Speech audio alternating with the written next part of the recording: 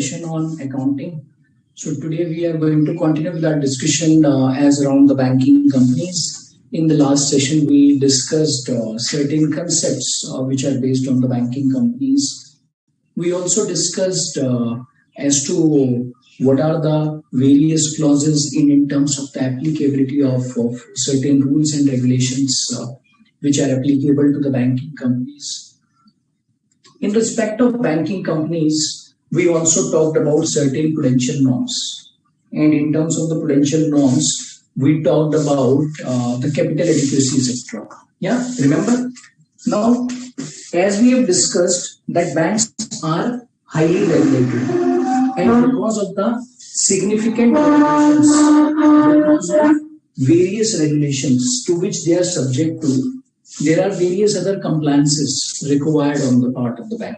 So now we will move on to some more regulatory requirements, some more prudential norms in respect of the banks which they are taking care of. So moving on to the next part, that is about income recognition. If you can all move on to page number 8.41 now. Page number 8.41.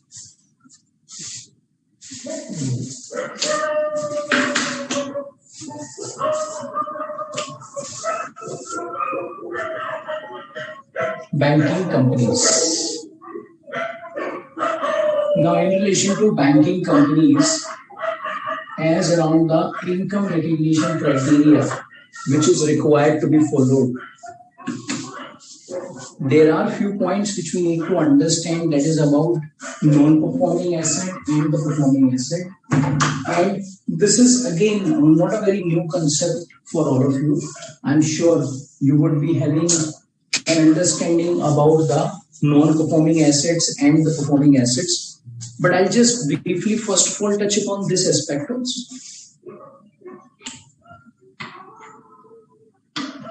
Shorya is asking, sir, what if capital adequacy ratio is more than 9? See, whatever is the adequate ratio, we need to understand that whether that's the minimum one or the maximum one.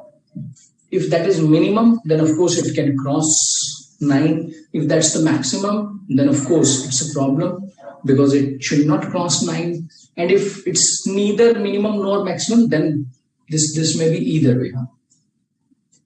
Okay. Now, in respect of banks, as we discussed,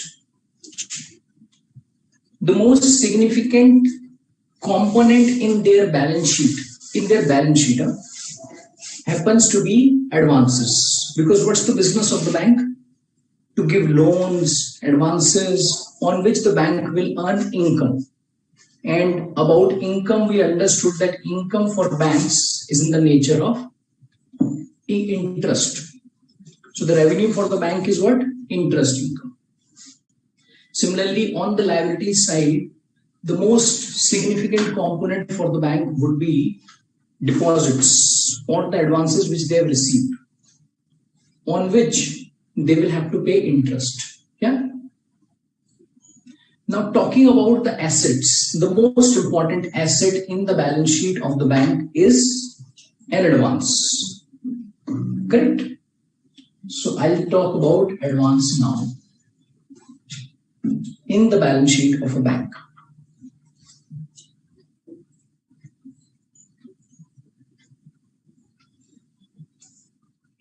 Now, these advances can be further categorized into various buckets, sort of. So we can say there can be various categories of these advances. Let's understand all of those one by one. First, standard assets. Second, substandard assets. Third, doubtful assets. Fourth, loss assets. And I will not get into too much details around what is this doubtful, what is the standard, and what are all of these categories. For the time being, we will move on to this slightly later today. Currently, for the purposes of our discussion, we need to understand what's the need of bifurcating advances of the bank into various categories. Advance is required to be received back by the bank because it's a loan which has been given, it's an advance which has been given, and which may be refundable to the bank, maybe on demand, or it could be refundable, say, on the basis of a time period. Yeah. Now, depending on whatever is the arrangement, at times it may happen that some of the advances which the banks would have given are not getting repaid on time to the bank. Means the banks have called upon the customer to whom these advances have been given in terms of the repayment, wherever these advances have been given on demand. On demand means they will be repaid whenever the bank demands, or they may be based on a time period, means every quarter the repayment has to be made, and that repayment is not only for the principal but also for interest, or it could be for either of them. Now, at times it may happen that the repayments are not taking place. The customers are not repaying the money either for the principal or for the interest or for both. And in case it may also be possible, in certain cases it may also be possible that even though the repayments are happening, but the repayments are getting delayed. Delayed means beyond the due date. So that is what we say is not really a good advance. Because if the customer is good, then the customer will be paying the installments on time. There will not be any default in those installments. And that's why we can say advances can be categorized other than this way into two parts. So I'll just now break this into two parts. One is performing and second is non-performing.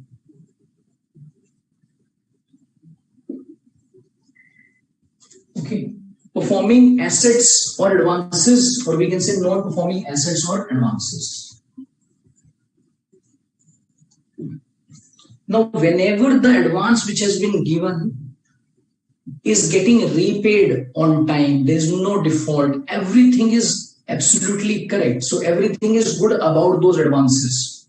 Those are called as performing advances, means their performance is good. But if the repayments are getting delayed, there are defaults in terms of the advances which have been given, then these are considered to be non-performing advances, which are very commonly called as NPAs. Okay. For banks, because the advances happen to be the most important, most significant component in their balance sheet, so that's why banks would always want that advances are categorized under performing category in their balance sheet instead of non-performing. Correct? But that's a different perspective. We don't need to get into that. Now, when it comes to the recognition of interest, let's understand. In respect of non-performing advances, bank sees a problem. What's the problem? Maybe the principal is not getting repaid. Maybe the principal is not getting repaid, or maybe interest is not getting repaid. Correct? Now let's suppose if the principal is not coming back from the customer and the bank keeps recognizing interest in respect of that customer, is there any point in recognition of such interest? When the collectibility of such interest amount is not certain, is there any point in recognizing that? The answer is no. That's why in case of a bank, what do you see? that for any advance, we can say there are two stages. One, up to a point of time that is performing. So till the time advance is performing, till the time it is performing, till that point of time, interest income should be recognized. Interest income should be recognized on accrual basis.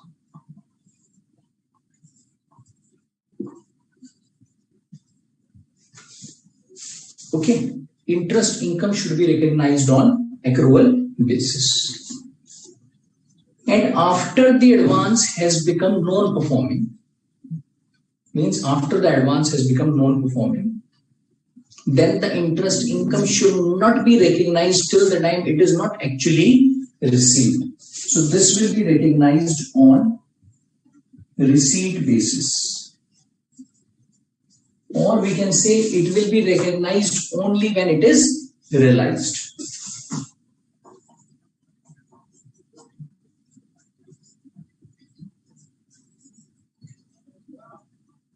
When it is realized. Receipt basis, or we can say when it is realized. Correct. Secondly, it may also happen, and if you look at practically, there will also be a time period wherein some part of the income or income on certain advances would have been recognized on accrual basis. Because at that point of time, that advance was performing, but that is not yet received. Okay, which was okay. Yeah, it's been recognized on accrual basis, so it is okay because it was performing. But now that advance has become non-performing. So we can say, let's suppose during this period, some income has been recognized in relation to a performing advance, which has now become non-performing. Okay. Now, what do we do with this income? In respect of such income, this is also required to be reversed. Such income is also required to be reversed. Even though it's recognized, it's required to be reversed. And this will also be recognized only when it is realized. Clear? Clear on this principle? Sangeeta is asking, sir, what's the difference between loans and advances? See, the difference is in the contractual terms. That's it. For our purposes, we can just keep it same.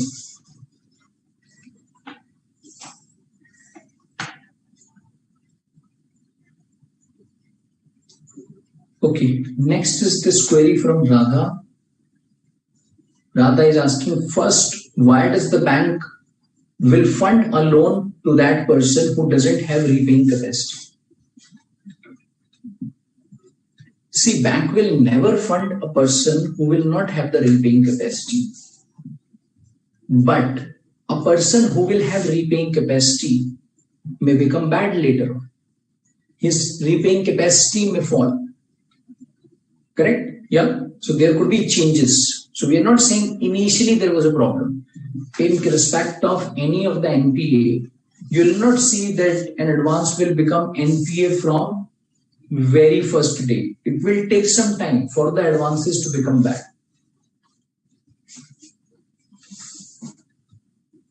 Yeah, clear on this? Okay, now moving further, if you can just read quickly this para, 8.41. Okay, 8.41. Income recognition for interest income, interest earned is a function of classification of loans advances into performing and non-performing. For performing, income is recognized on accrual basis. For non-performing, it's not on accrual basis, but when actually received. And what is a non-performing asset? It's basically a doubtful debt. Now, when would an asset become non-performing? An asset becomes non-performing when the bank does not receive the income from it for a certain period. Yeah. Now, moving on to this illustration number, let me just check. Moving on to illustration number 1, please.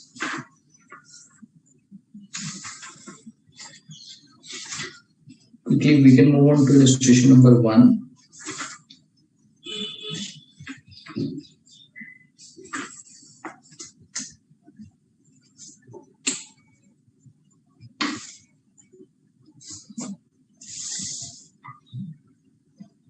You can just start this question, illustration number 1. Very simple one based on the concept you just discussed.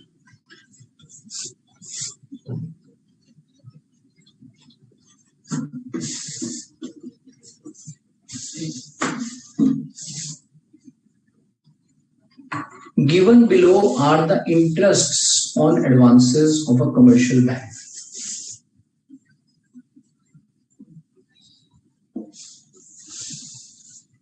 Performing assets, interest earned and received are given, and non-performing asset, interest earned and received are given.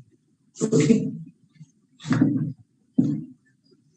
For term loans, it's given. For cash credit and overdraft, it's given. For bill purchased and discounted, it's given. Find out the income to be recognized for the year ended 31st March X1. Now we need to check what is the income that can be recognized on this. I think it's very simple. Yeah. For NPAs, when do we recognize it? When it is received. For PAs, for performing assets, when it is accrued. Okay. For term loan, interest income will be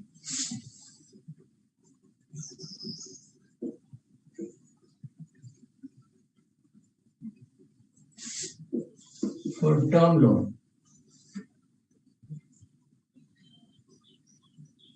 Accrual basis, we can say received basis. For term loan, on accrual basis, it will come as 120. And for NPAs, it will be 5. So 120 plus 5. In fact, we can give a total over here. This is 125. For cash credit and overdraft. Cash credit and overdraft. You can start sharing your responses. It's 750 and 12.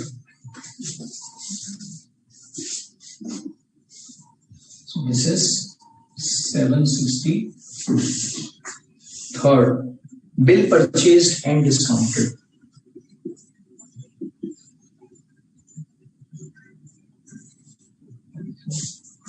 This is 150 and 20.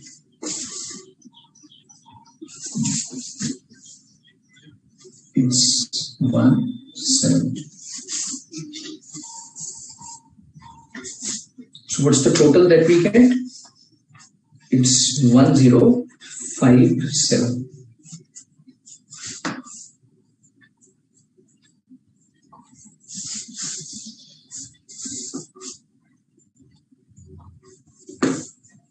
Okay, so it's 1057. Meghna is asking, sir, bank always provides loans and advances after taking security whose value is more than loan or advances. Then how it becomes NP? So it's not necessary that the bank will always take the security. Many a times unsecured loans are also given. Secondly, even in respect of the security, the value of the security is generally not equivalent to the amount of the loan. It's generally lower than the amount of the loan. Okay, so that's the exposure. and we'll also discuss about the secured and unsecured part.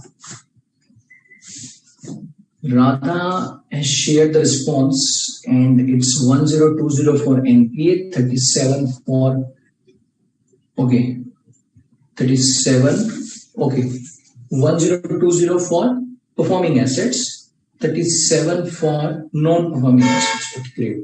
Sangeeta, Saksham, Shubrat, they are all getting the right answers, I guess. Yeah. And I think I've written this incorrectly. So this is 762. So that's the typing problem. No? Easy to do. Now, if we can all move on to illustration number 2 quickly, please, and solve that and let me know what's the answer. Illustration number 2 for all of you.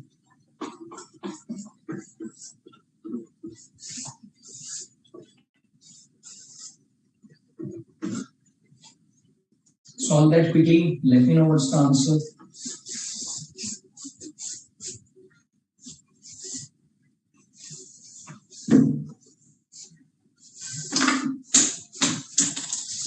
Illustration number 2.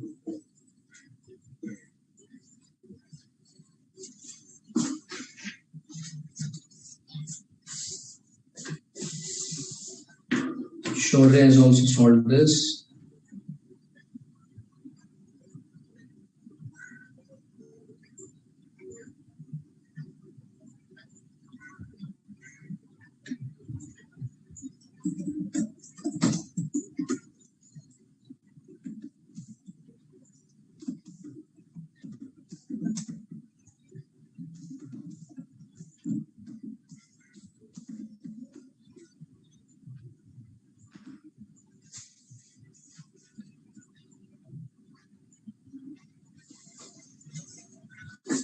Okay.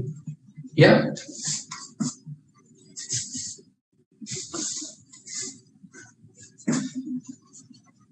Okay, Rama Krishna has solved this for illustration number 2.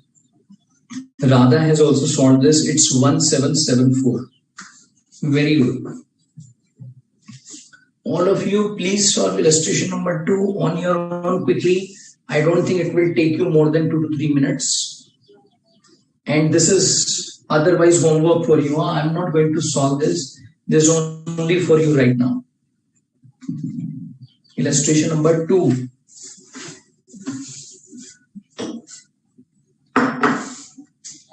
I'll just wait for a couple of minutes. Then solve and confirm.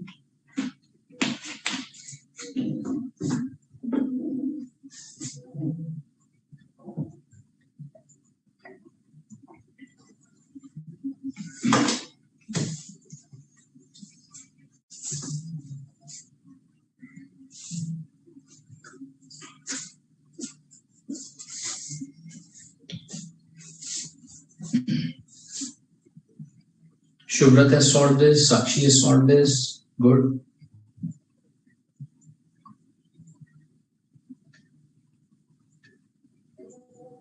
Then I can see this response from Meghna. Okay, great.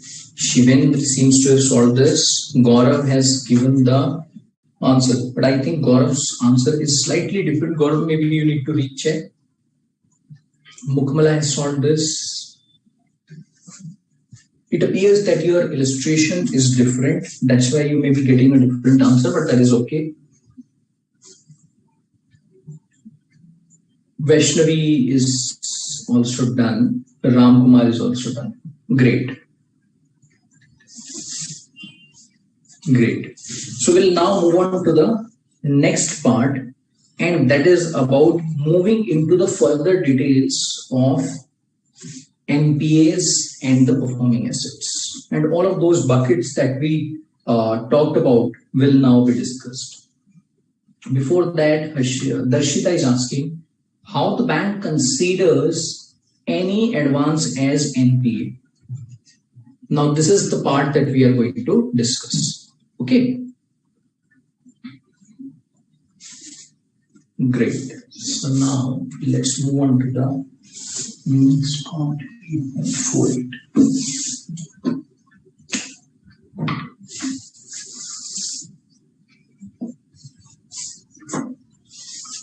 So we were talking about the advances in terms of their classification, and we created 4 buckets: standard, substandard, then we had doubtful, and then we had loss asset. Okay. Now, in respect of all of these advances, let's understand about how will they get categorized into any of these buckets, and what do we mean by these buckets. What is a standard asset? Standard asset means performing asset.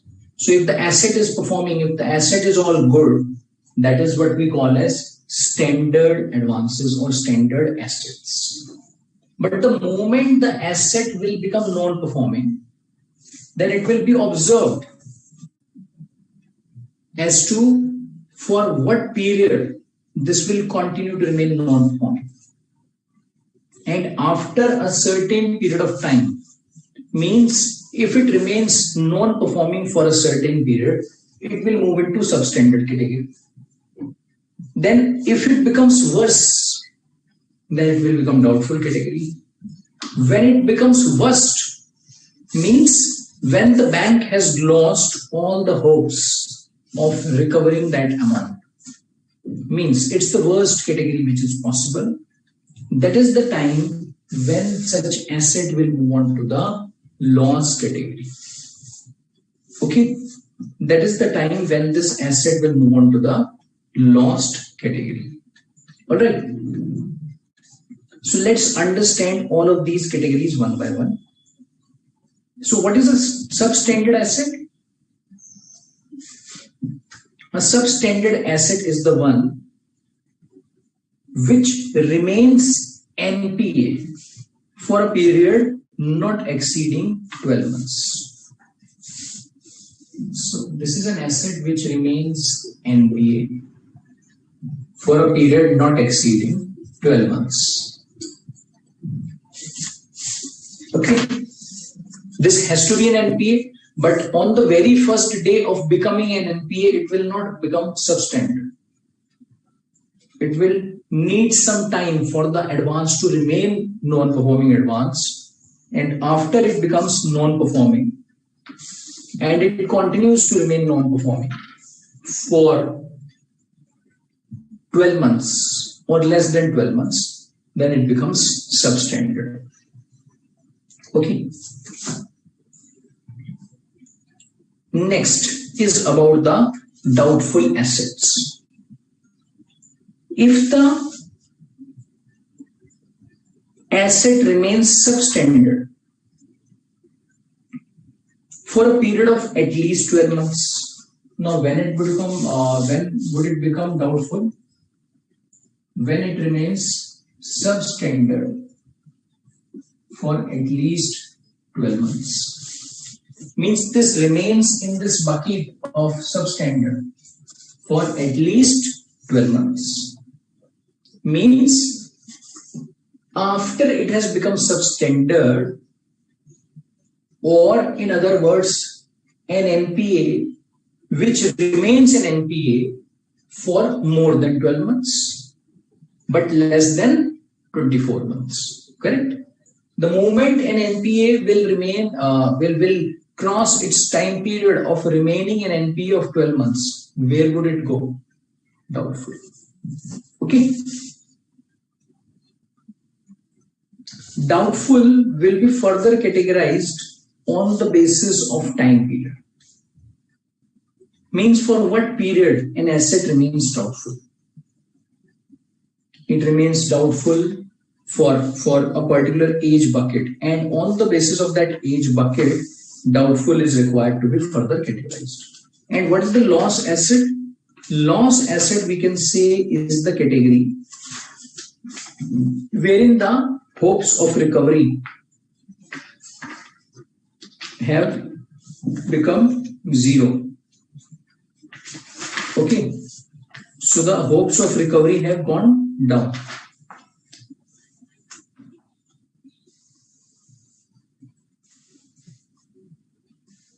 Ramakrishna is saying, so please give example of substandard asset. So we can say there is an advance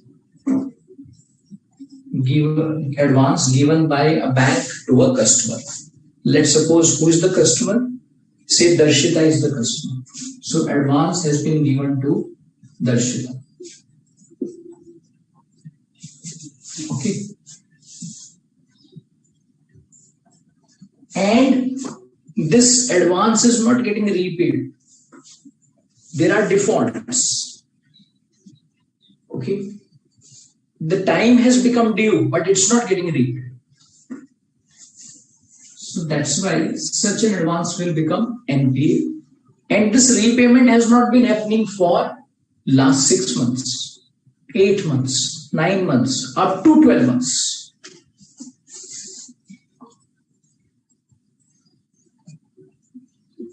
So this advance was required to be repaid on this date. I'm saying the repayment date was this.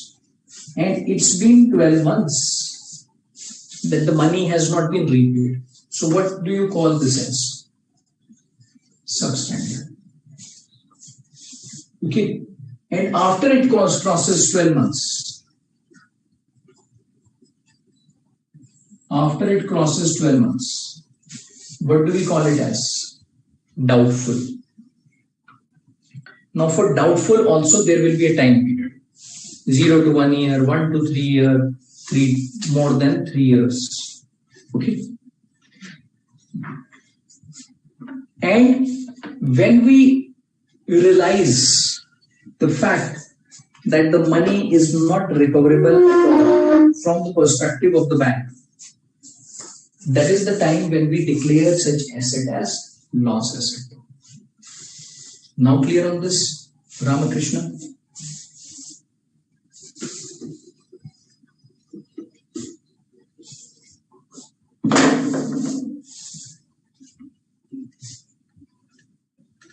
Now, in relation to all of these advances which have been given by the bank to various customers, there are certain provisioning requirements which are mandatorily required to be followed. Whenever any asset becomes bad, then a provision is required to be created on that. If we go back to any company other than bank, in terms of the customers that it will have, debtors it will have, they create a provision for doubtful debtors. They create a provision for bad debts. Correct? When is that provision created? When it is known that the customer will not make the payment. Or we can say when the loss starts getting incurred, or when the loss is incurred, that is when the companies start creating a provision for doubtful debts. And the provision is not always 100%. It may be 1%, it may be 5%, it may be 50%, depending on the assessment of that company. But in case of banks, irrespective of whether the loss is incurred or not, irrespective of whether the asset is good or bad, a certain percentage in respect of its known recovery is required to be created. So we can say a provision for doubtful advances is always required to be made as per the regulatory requirements. Secondly, those percentages, unlike what we see in case of debtors, in case of other companies, wherein it's based on the judgment, it's based on the assessment of the management of the company. It's not the case over here. That means for the banks, those percentages are fixed. These are not judgmental. These are not discretionary. These are rule-based. Means if an asset is bucketed under a particular category, then a certain percentage is required to be created as doubtful for sure. Okay. And let's now understand about those percentages. Everyone, if you can move on to page number 8.53. There's a table which talks about rates of provisioning in respect of various assets. Okay.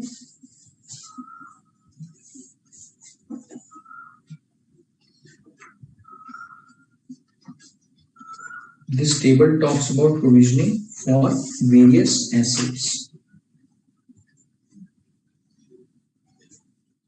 Yeah.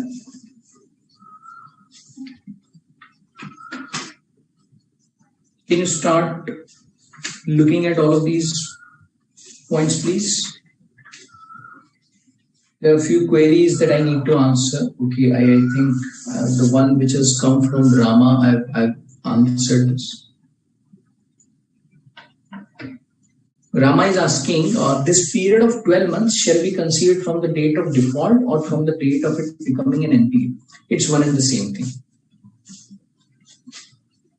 Next, Mukamala is asking, if the period of advance is exactly 12 months, whether it is doubtful or substandard. If you look at this is less than or equal to 12 months. So if it is 12 months, it's substandard. The moment it crosses 12 months, it will become doubtful. Okay. Any other question? In case you have, please let me know.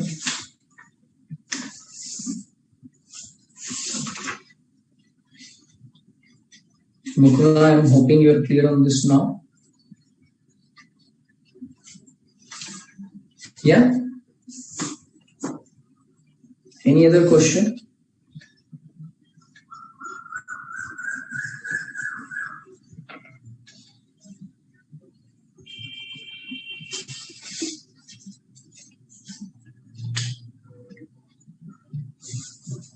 Okay, so can we move on to the provisioning requirements now?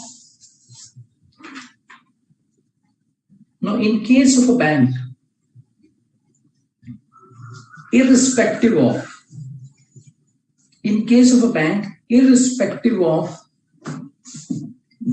whether an asset is good or bad, provision is required to be created. Number one, I will talk about this principle in more detail. Secondly, in case of a bank, it will not be the management discretion. It will not be the management assessment.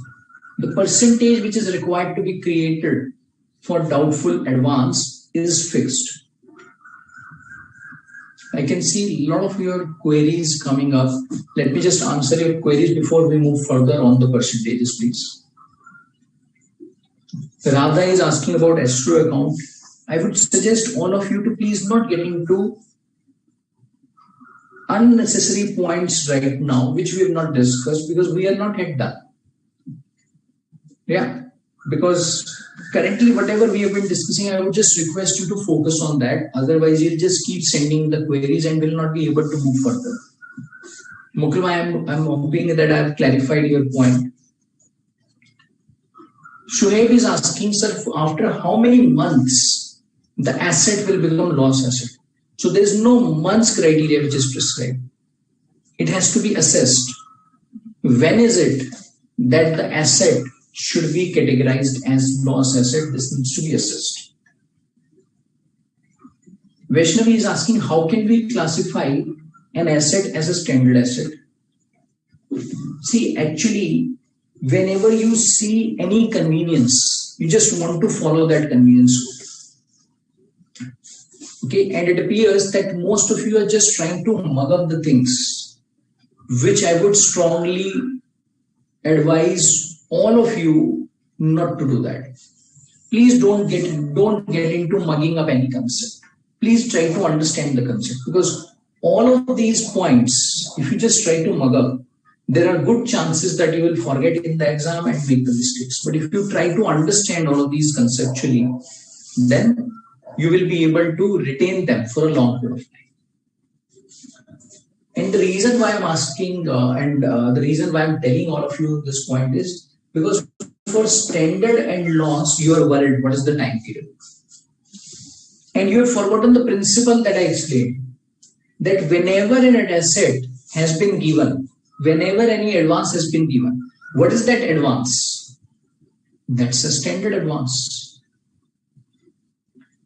Till the time it is not impacted in a way that there are defaults, till the time it is not NPA, it will be a performing asset. Can we say that an asset will remain performing for only up to a particular time threshold? Not at all. An asset will become NPA the moment it starts behaving badly. Okay.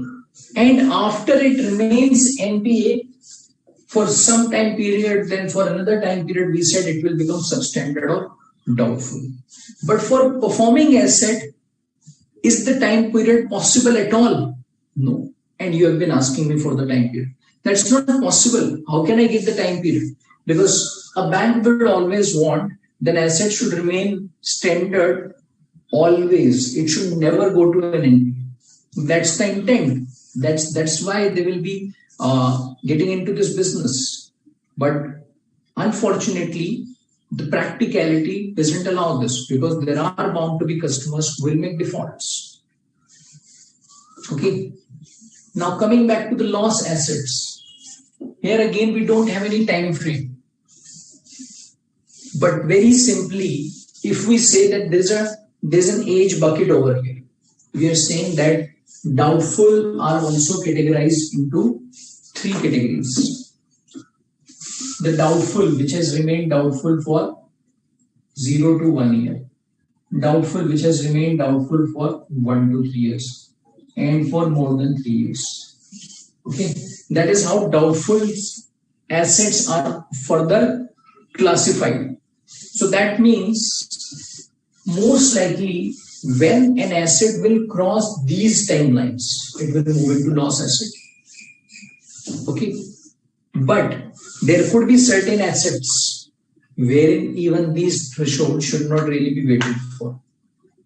Let's suppose an advance has been given to a customer and that customer has become bankrupt, say after 1 year or say after 2 years. So do we really need to wait for all of these time periods? No. We understand it's a loss asset. Now clear on this? Yeah. Please try to understand the concept instead of just mugging up the things. Okay, that will help you more. Now we can move on to the table, please, wherein we will discuss the provisioning requirements for various types of advances that will be existing. In respect of standard assets, even though they are not bad, still a provision is required to be created for them. The norm says that an asset will not be a non-performing on the very first day. It will never happen that an asset will become non-performing immediately. It will take some time for the asset to become non-performing. And all of these non-performing assets have got generated from the performing only. Means initially all the non-performing assets were performing. So that means there is some chance, there is some probability, there is some percentage of these performing assets which will become non-performing in future. So that's why a provision is also required to be created in respect of standard assets. That is 0.40%. Okay, that is 0.40% in respect of standard assets. Now we can follow the table in respect of substandard category. In respect of substandard category, we will have to categorize them into two parts: secured and unsecured. If those are secured, then the percentage is 15. If those are secured, then the percentage is 15. If those are unsecured,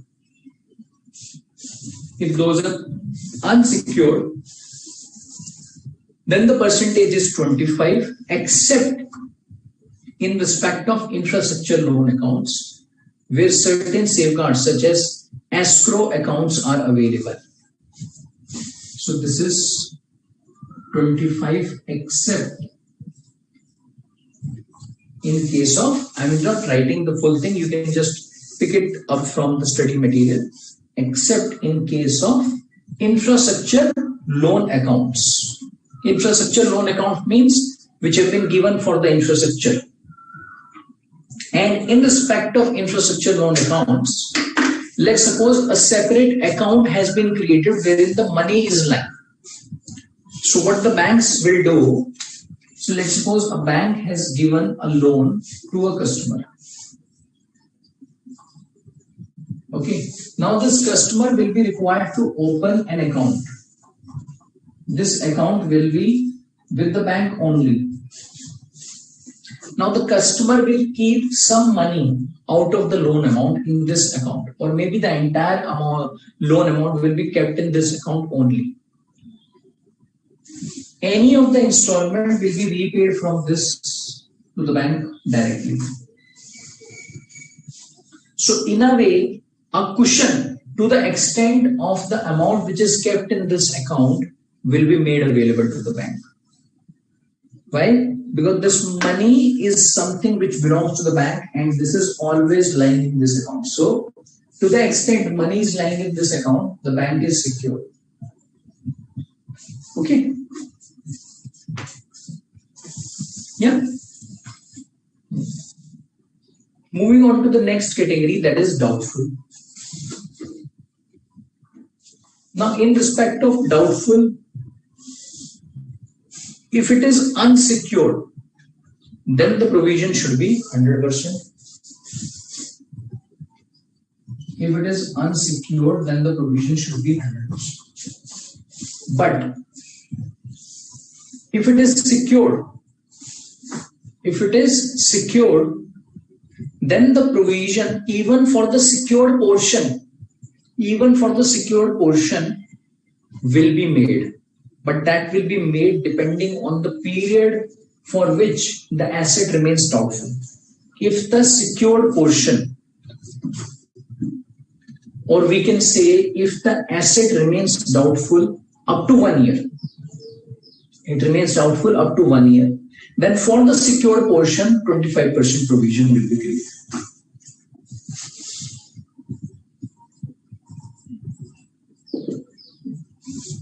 If it remains doubtful for 1 to 3 years, then the provision will be created equivalent to 40%. If it is crossing 3 years, then it should be 100%, even for the secured portion.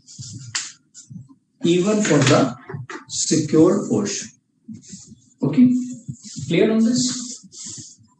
And loss is very simple and easy to understand, wherein the provision should always be 100%.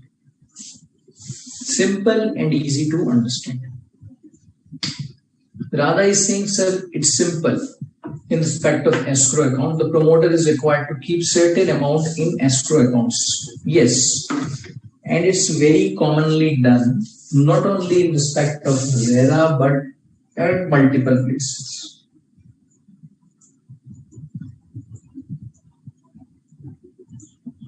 Okay, clear on this? Understood about the percentages, etc., which are required to be created? Now we can look at some examples to understand about the provisioning requirements. We can move on to illustration number 2.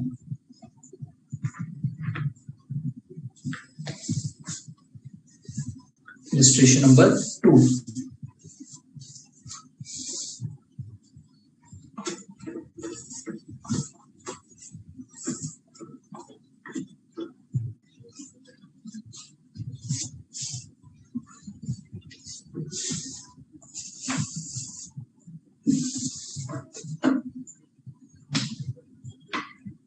This is page number 8.55, illustration 2.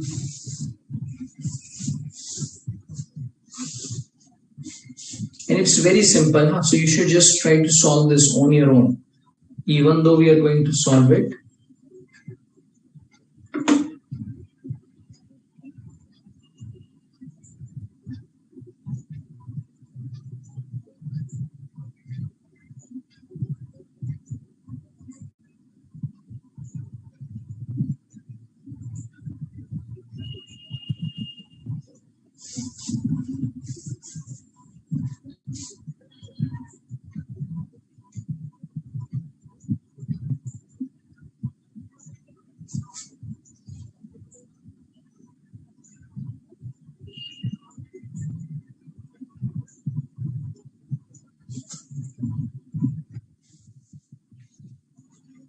From the following information, find out the amount of provisions to be shown in the P&L account of AG Bank.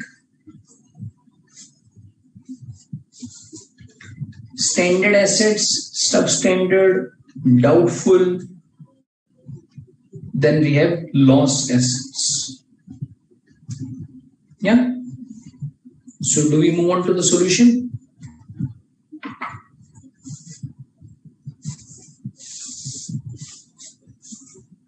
So we have 4 categories: standard, substandard, doubtful,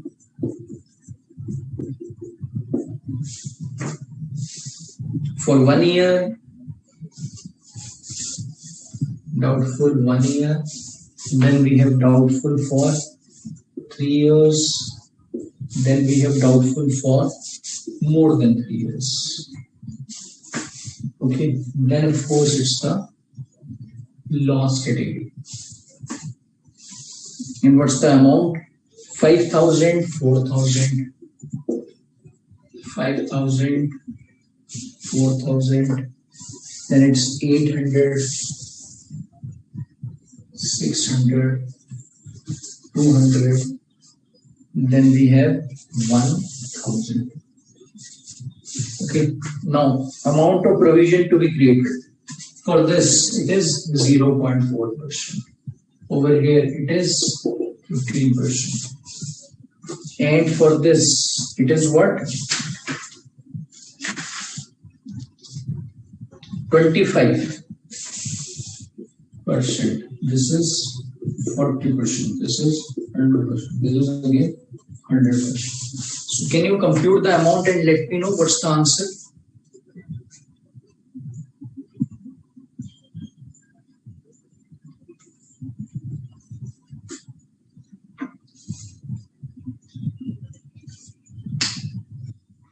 Can you compute this and let me know what's the answer?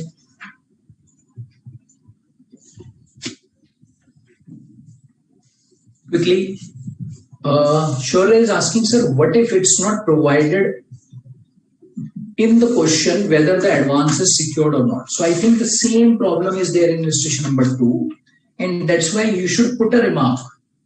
You should give a note. If you can look at the solution in the study material also, the solution says all the marked substandard and doubtful assets are assumed as fully secured. So either of the assumptions you can take. Okay.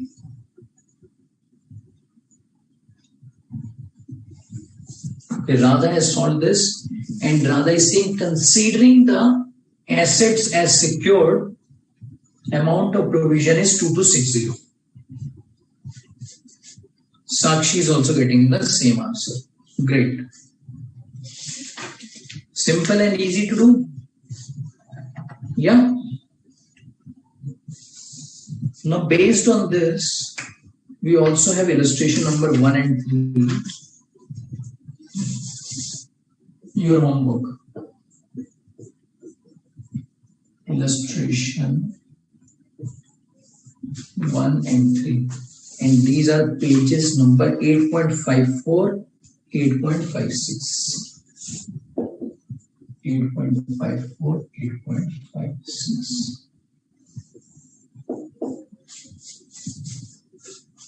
Okay.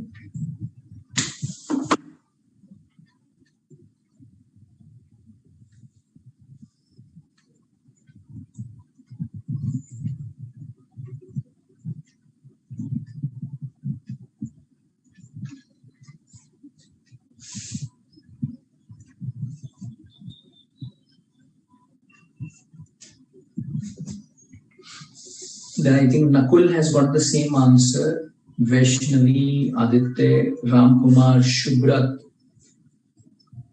Darshita has shown the competition. Okay, good. Very good. Now moving further, we will now understand what are the additional requirements one needs to consider, again, for the purposes of creating a provision. When some sort of security is available, which is in the nature of ECGC or DICGC.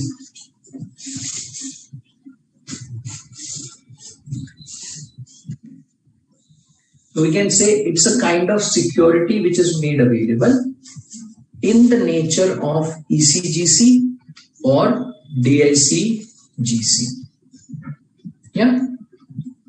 Let's understand about that principle.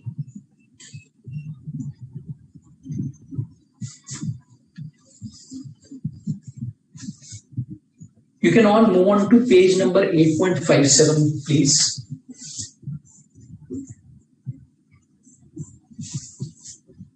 And start reading this para 4.3.1.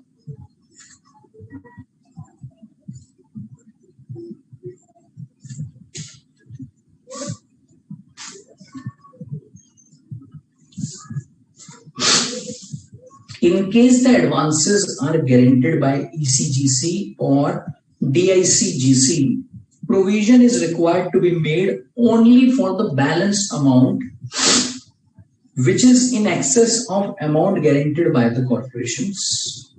In case the bank also holds a security in respect of an advance guaranteed by ECGC or DICGC, the realizable value of the security should also be deducted before ECGC guarantee is offset. The manner of determining the amount of provision is in accordance with the above guidelines which we just read. Okay, and I think the best way to understand this will be with the help of a very simple illustration, number 4.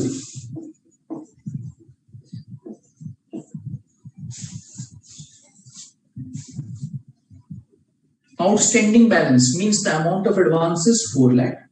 ECGC cover is 50%. Period for which advance has remained doubtful. So it's given in the question, it's doubtful. And it's more than 3 years since this has remained doubtful. And there's also a security towards it, 1.5 lakhs. Now, we are required to create a provision for this. So let's see, how do we create a provision? Outstanding balance is what? 4 lakh. From this, what do we reduce?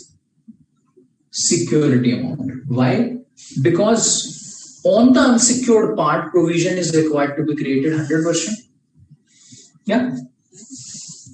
Less secured balance 1.5. So what do we get? 2.5. So 2.5 is the unsecured balance. Unsecured balance, which is doubtful for more than 3 years, is required to be provided 100%. Yeah. Now from this, what do we do? There is an ECGC cover available to the extent of 50%. So we'll reduce the ECGC cover because that's a guarantee given by the government authority. Less ECGC cover or the guarantee. It's one and the same.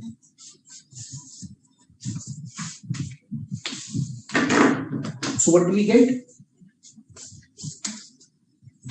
50%. At the rate 50%. So 50% means 50% into 2.5. So this becomes 1.25. So what do we get? We get 1.25 as the balance. Now this is the balance which is unsecured and from which ECGC cover has also been removed. Now for this portion, what should be the provision? 100%. 100% provision should be made for this.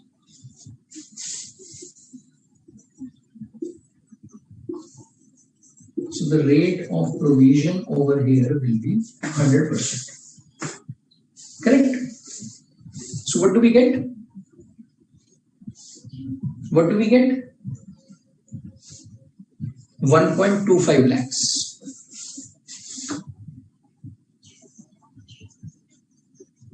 Amount provided 1.25 lakhs.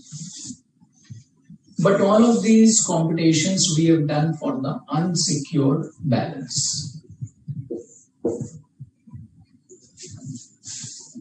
Correct. Even if the balance is secured, a provision is required to be created. Even if the balance is secured, a provision may be required to be created. So let's understand about that secure balance. Now, what was the secure balance? This was the secure balance on which we did not create any provision out of 4 lakhs. Okay. Abhi Viramni and all of you, I would request you to please wait for some time. Let me just get completed with this illustration and then we'll discuss various concepts around this. Please wait. So this is the secured balance. Now this secured balance needs to be provided at what rate? If the advance is secured and doubtful for more than 3 years. What's the percentage? 100%. So even on this amount, 100% provision is required to be created. So what's the provision? 1.5. So out of 4 lakh, first provision is this, second provision is this. So what's the total amount of the provision? So the total amount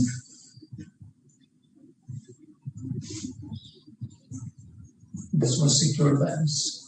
So the total amount of the provision will be 1.25 plus 1.5, 2.75. Okay. Now, let's try to understand about ECGC, DICGC. See, these are the government authorities. In certain cases, government may guarantee the loan, which may be based on various schemes. Let's not get into it as to why the government will do this. Government may do this for the benefit of certain industries. In certain schemes, these may be done. Now, whenever such cover or the protection is provided by such authorities, then from the unsecured portion, we will have to eliminate that part and then create a provision. Why? Because to the extent the money is guaranteed by these authorities, the money will come. So that's why the provision should not be made for this. Clear? Simple and easy to understand. Yeah. These are government authorities. You can just. Rama is asking, sir, for standard assets, there are different rates. For other categories of advances like SMEs, CRE, is this not part of our syllabus? Of course, this is part of your syllabus. But as I've told you, you don't need to get into too much technicality. For the time being, for the purposes of your discussion, what you can do is, you can just flip through some of those points. But the most relevant one is the one which we have picked up. Yeah. Abhi, Viramni, I am hoping that you are clear on this now. Yeah, clear on this now? Any more questions? Any more doubts in case you have on this?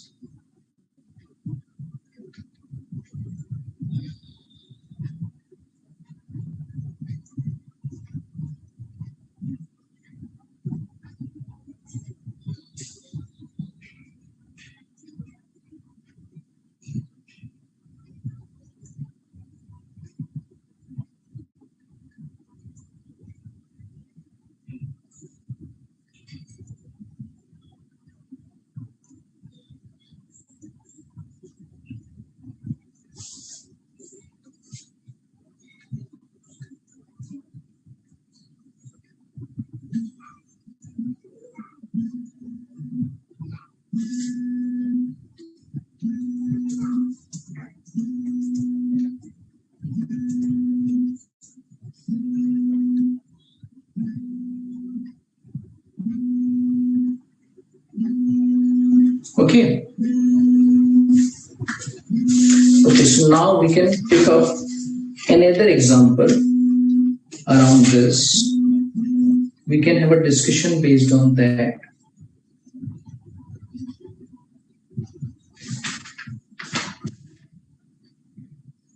Let's move on to illustration number 7. Yeah, illustration number 7, please. 5 and 6 you should mark for your homework.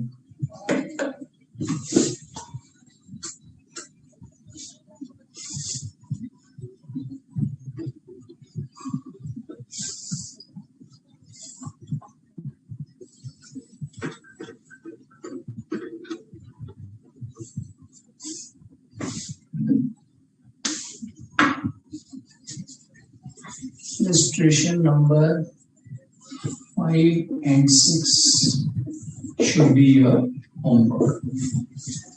And this is page number 8.58.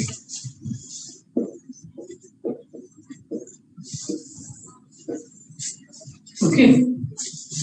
So now moving on to illustration number 7, page number 8.59.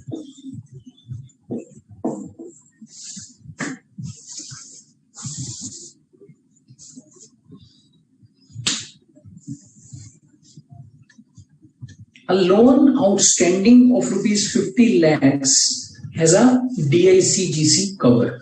So what's the amount of the loan? 50 lakhs. The loan guaranteed by DICGC is assigned a risk weight of 50%. You remember risk weight? Guaranteed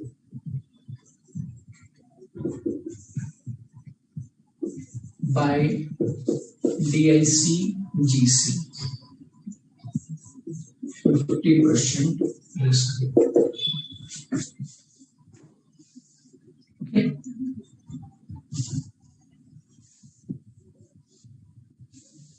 What is the value of risk-adjusted asset in this case? Now, in this case, if you have to compute the value of risk-adjusted asset, what would it come out to be? Very simply, what's the risk weight? 50%. What's the total value? So this will be 50 lakhs into 50%. So this will be 25 lakhs. Okay. Clear on this? Simple or easy to do? Abhi Viramni is saying that this is like bill of exchange. See, it could be like any other instrument or security. Yeah, so there is no specification around it. Shura is saying how to disclose the NPA in the balance sheet. We will talk about the balance sheet requirements in some time. Huh? So we'll move on to the balance sheet also, don't worry. Mukmala is asking, so the value of security, including DICGC cover, 100% cover of 100 lakhs is ascertained at 500 lakhs. Please explain. So I didn't understand your point. Where did you pick this from?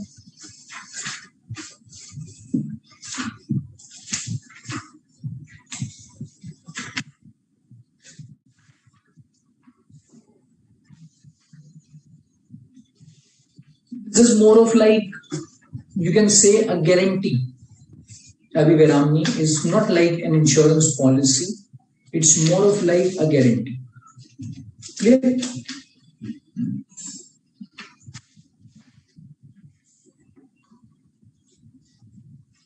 Now, we will move on to the investments.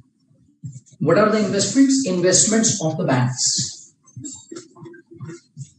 The way the investments are required to be recorded are generally in line with what you would have understood about those investments.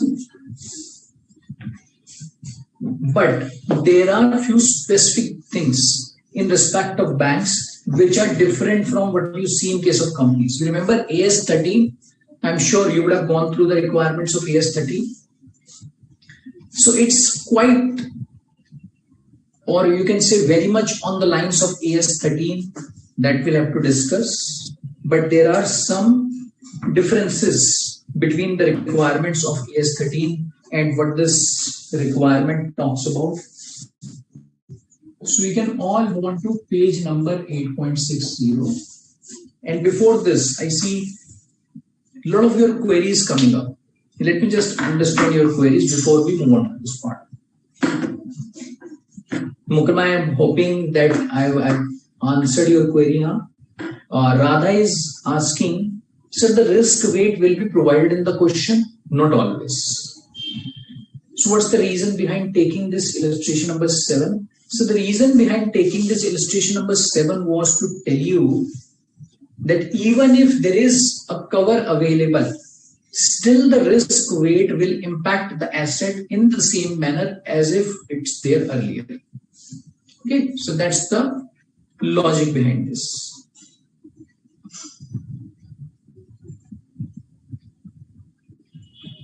Yeah. Abhi Veramni, as I've clarified, it's not like any sort of bill of exchange or insurance cover policy. If you're talking about this cover, see, it's a kind of guarantee. It's like a guarantee has been given by an authority. So that's why the chances of recovery, basis which the provision, etc., will be made, have gone down, or sorry, have increased. That's why we don't create any provisions, etc., over there. Clear? Yeah, all of you clear?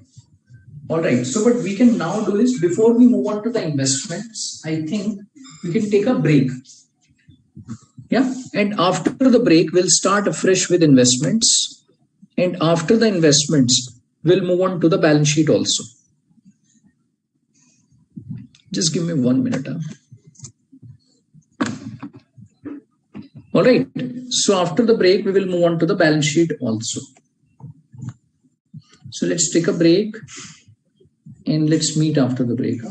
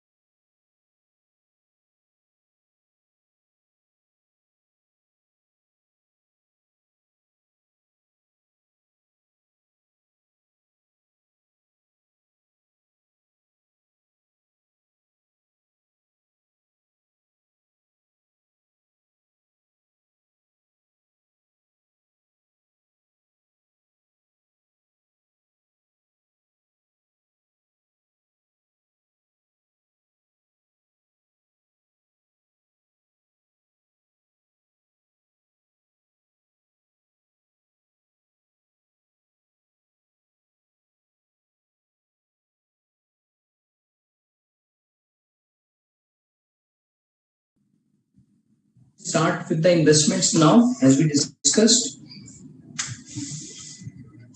So we'll now be talking about the classification of investments, first of all.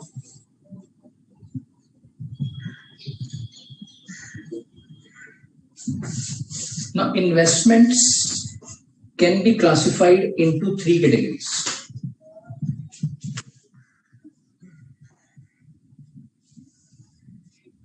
Held till maturity, which is called as HTM. Held for trading. And third category would be available for sale. Okay. So let's understand about all of these categories and what are the various requirements in respect to them. What is this HFT? HFT is the one, HTM is the one wherein the securities have been, or the investments are the one wherein the intention is to hold them till maturity. Now, in respect of such type of investments, which are HTM category, if you can go on to the table, which is given on page number 8.62, maximum limit of 25% of the total investments is available, though a bank can, at its discretion, hold less than a four-side percentage under this category. So the total of the investments which the bank may have under this category is capped to 25. But this is the maximum. That's why it can also go below this number. Okay. Yeah. Clear? Okay, now moving further on to the next category. Next category is about held for trading. So let's understand about held for trading now. In respect of held for trading, what do we see?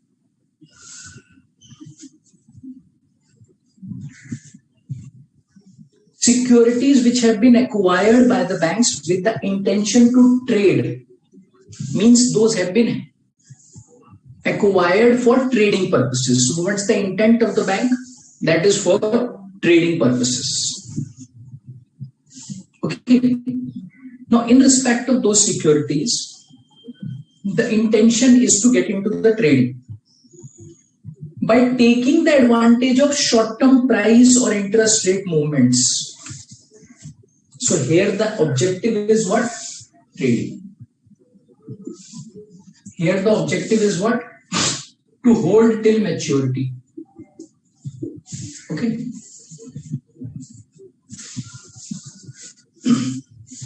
What's this third category? Available for sale. These are the residual one. So any investment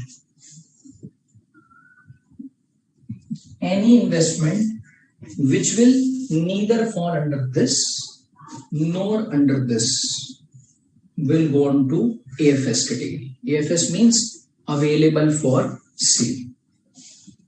Right? Now, as around this particular category, we are saying that this can be less than or equal to 25% of total investments. So this is the maximum limit which has been assigned to these investments. But these two can cross the remaining one. So that means, first of all, these two will comprise of 75%. And these can also be more than 75%. So we can say it will be greater than or equal to 75%, depending on whatever is the percentage of this. Yeah.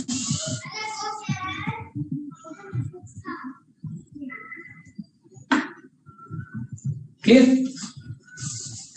Clear on this? Okay. Now, moving further. on to the requirements related to accounting of these types of investments. As around the accounting in relation to these types of investments, these have to be in line with the circulars or the norms which are issued by RBI as around the various provisions which are applicable to the bank. So let's understand this accounting requirement. The investments classified under held for trading would be those from which the bank expects to make a gain by the movement in the interest rates. Okay. In respect of such securities, such investments, any profit or loss from sale of such investments will be taken to P&L. And same is the case over here also. Yeah. Now let's suppose if there is a shifting of investments from one category to another category. So let's see how do we deal with this. In case a security is originally placed under HTM, it may be transferred to this as well as this if the intent of the bank changes. Similarly,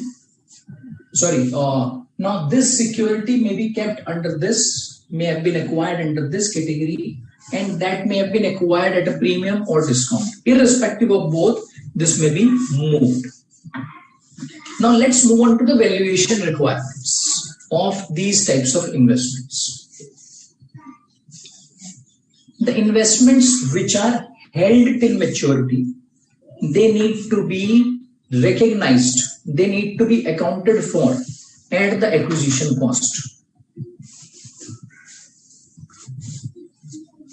They need to be accounted for at acquisition cost. Means this would be recorded at cost unless it is more than the face value, in which case premium should be amortized over the period remaining to maturity. And we can say premium, if any,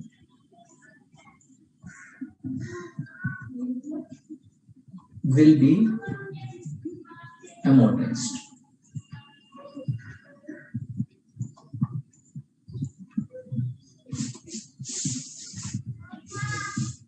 Next category, available for sale and held for trading. Held for trading category is the one which should be marked to market.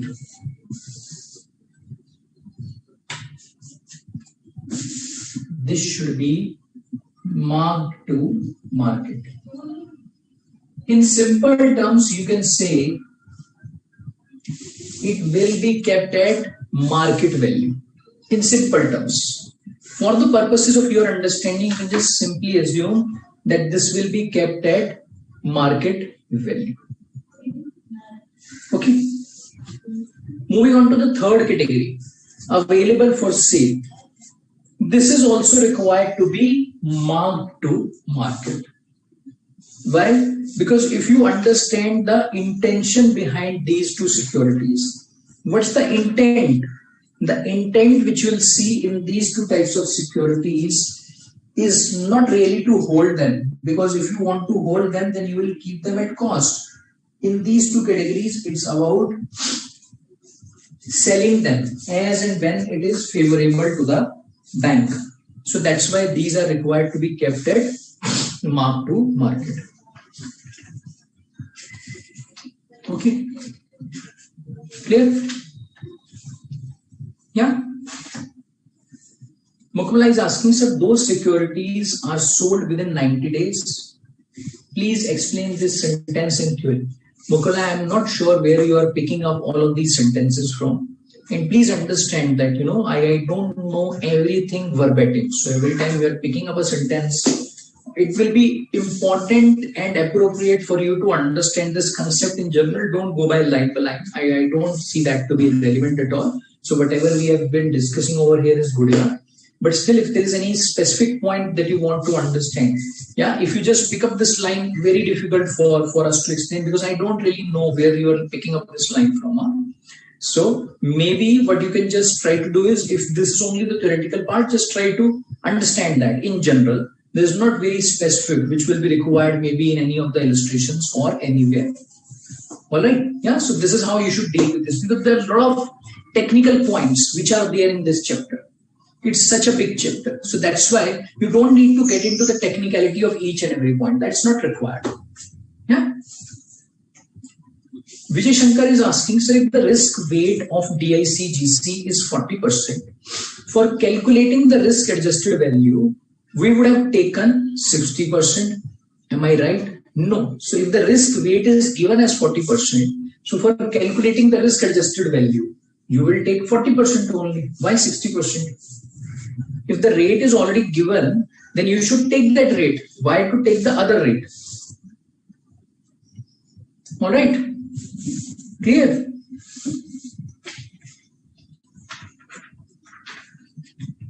Now, as a next step, what we will do is we will move on to the preparation of the financial statements of the banks. And if you remember about the financial statements of the banks follow a specific format which is prescribed, and no changes are allowed in that format. Remember, no changes are allowed in that format. Okay. And for this format, I also asked you to read this in detail, just for the purpose of understanding. You don't need to learn each and every clause over there.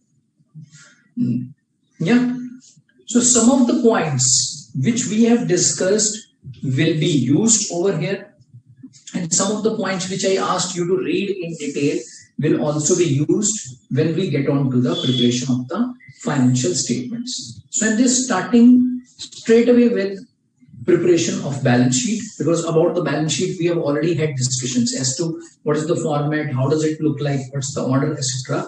So let's move on to the preparation of the balance sheet.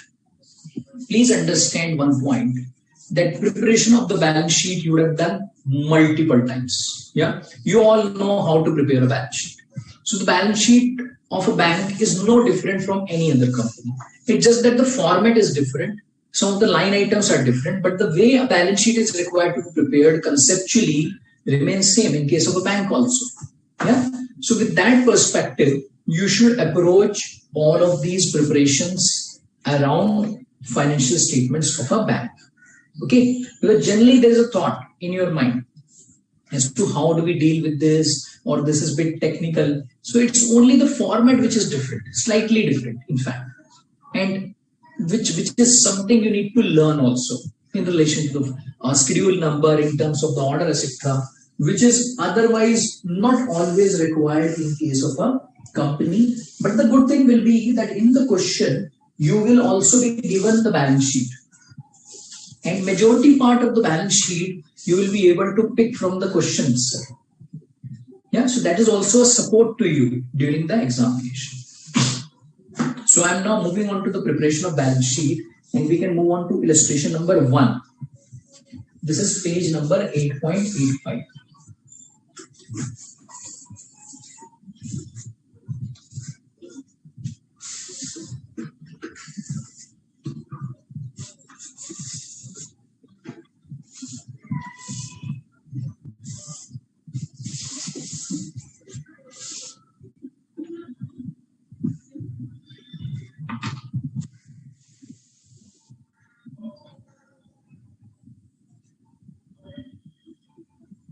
Illustration 1. From the following information, prepare balance sheet of ADT International Bank as on 31st March X1, giving the relevant schedules, means all the schedules are required to be given, and also specifying any 4 principal accounting policies. So this is theoretical part. The accounting policies which the banks are required to disclose in relation to preparation of the balance sheet or the financial statements, those are required to be disclosed. So we are given information about this bank.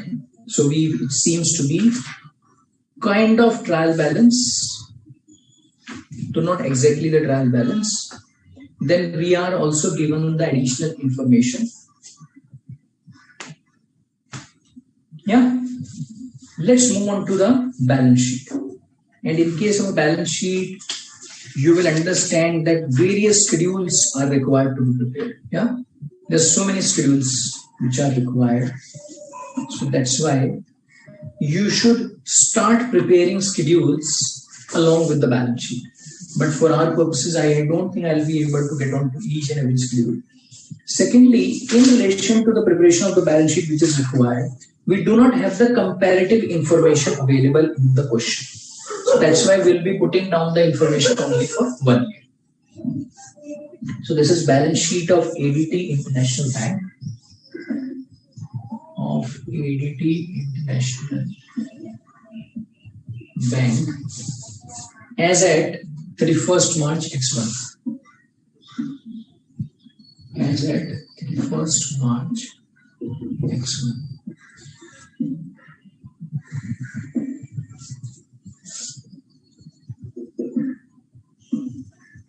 So we have this amount, and we don't call this as note.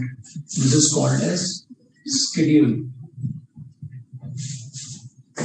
Okay. Now I'm not including the comparative number. So if you look at the solution, a column for comparative number has been kept blank, which is not required. So we'll start with the share capital. So some of the information which is available in the question will help us in any ways. The order of the balance sheet, the line items of the balance sheet are all fixed. So it's just that we need to remember that. So in terms of the particulars, we will start with the capital and liabilities. Capital and liabilities. So first is share capital, which is schedule number 1. Then we have reserves and surplus, deposits, reserves and surplus, deposits. Then we have borrowings. Borrowings are the borrowings which the bank has taken, not the given one. Other liabilities and provisions.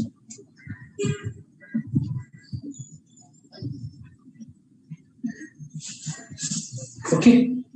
Then we have assets.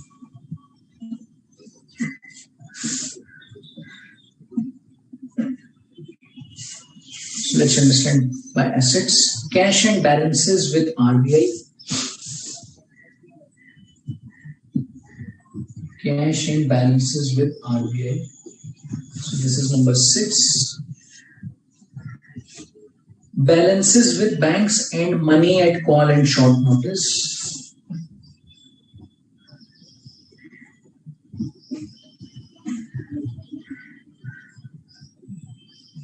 Money at call and short notice. Number 7. Investments, advances. Investments, advances. Fixed assets, other assets. Fixed assets, other assets, 10, 11. Okay. Then we may have contingent liabilities or other items, which we'll see if they come.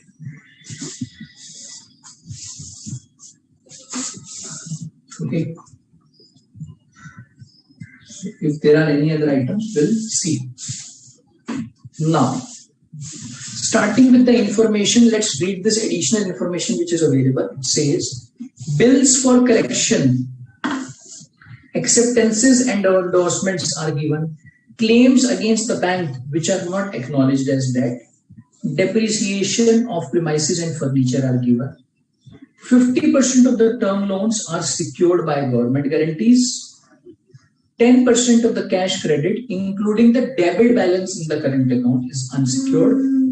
Transfer 25% of the profit of the bank to reserve funds. Vijay Shankar is asking, sir, the schedules are same as notes to accounts? Yes. So moving on to the share capital first of all. So we'll say it's schedule 1, capital. So on the capital we have this information available. Authorized capital,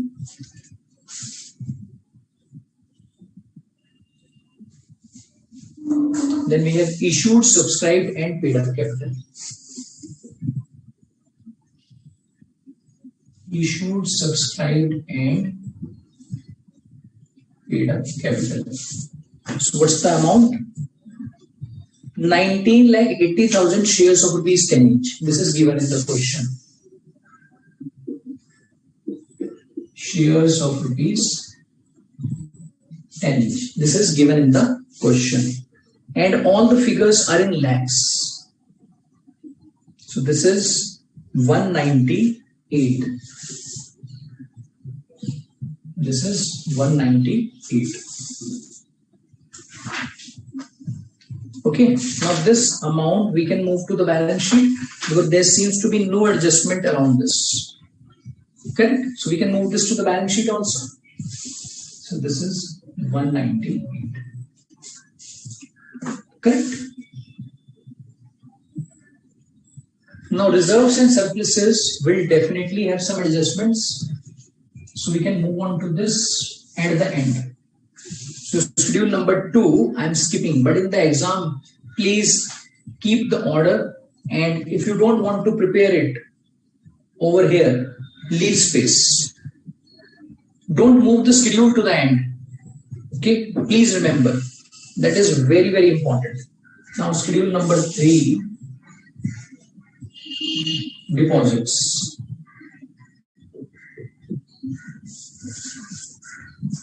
Now deposits are the one which the banks has taken. The bank has taken. So what's the first thing?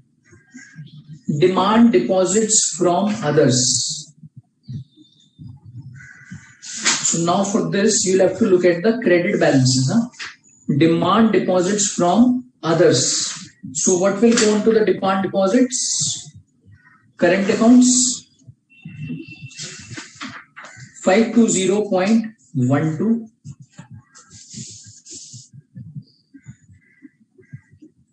Demand deposits from others. 520.12.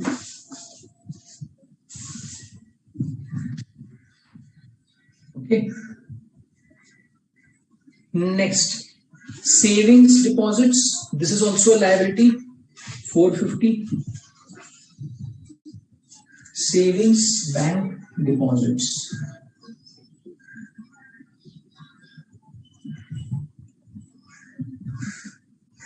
450.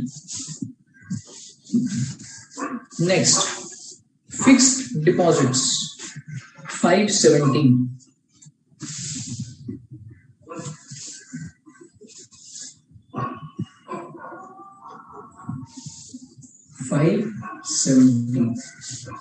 All right.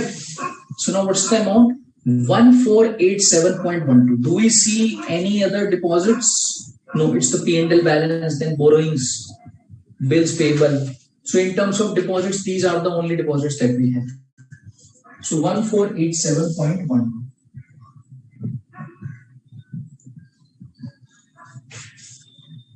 Okay, 1487.12, and we can move this number to the balance sheet. 1487.12. If we are bringing the decimal places, we need to bring it for all. Correct? Moving on to the next schedule. Schedule number 3.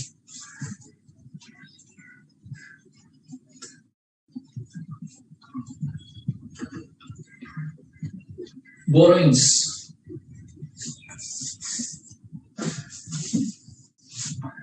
Next is about borrowings. Schedule number 4.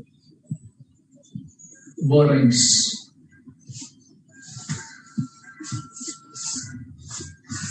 Now, in terms of borrowings, what do we have? We have a borrowing from other banks of 110.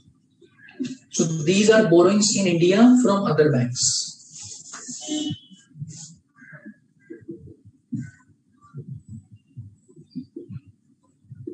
These are the borrowings in India and the banks are not specified. So we are saying these are towards other banks. 110.00 and that's it. We don't have anything else over here. So this item again we can take to the balance sheet. Okay. Next, other liabilities and provisions.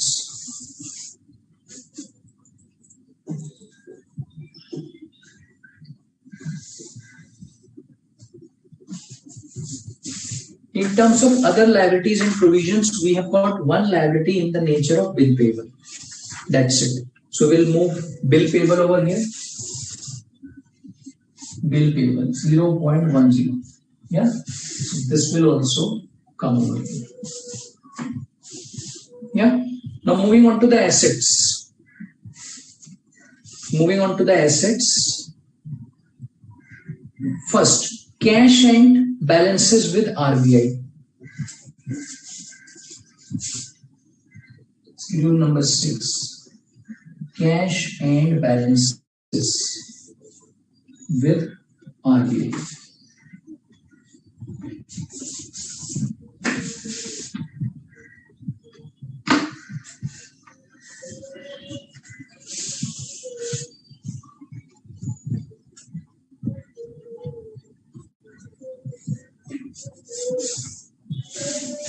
So what's the first thing that we see in the balance sheet towards this? Cash in hand, cash with RBI. Cash in hand is 160.15.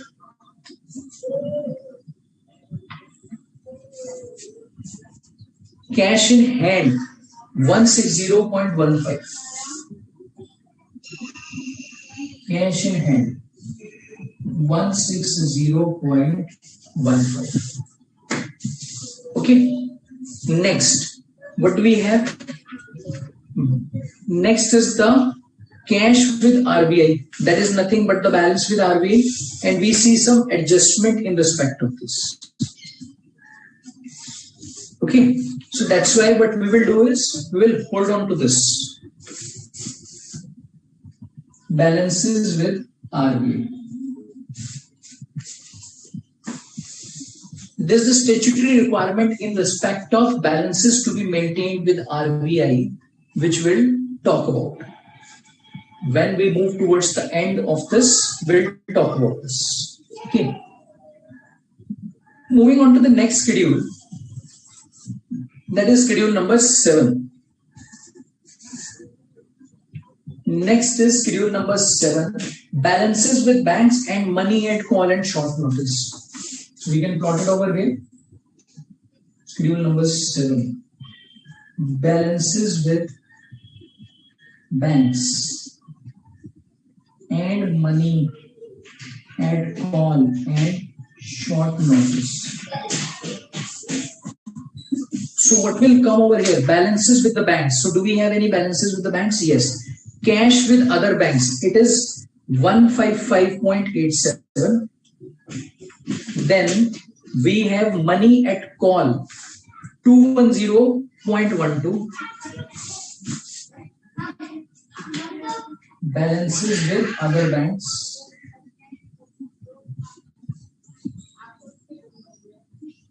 Money at call and short notice. Okay. This is 210.12. 210.12. Yeah. And do we see any other item which will get covered over here? No. Okay, so we'll also leave this for the time being, because once again, depending on this amount, there will also be adjustment in this amount. Yeah. Now moving further on to schedule number 8. This is investments. Now, as around investments, what do we see? Investments in India in government securities and bond and gold. So these are the two items that we have. Investments in India. One, in government securities, and second is gold. Okay. 110.17. 55.23. Do we have any other adjustments? Any other investments over here? No, we don't see that. So this is 165.40. So this schedule is closed, and we can also move this number over. So in the exam, it will be important that you just keep preparing these schedules alongside. This will save your time. Schedule number 9. That is about advances. Now this is one of the most important schedule which is required to be given. Correct? So let's move on to the schedule number 9. As we have discussed, advances are the most important part. Schedule 9, advances.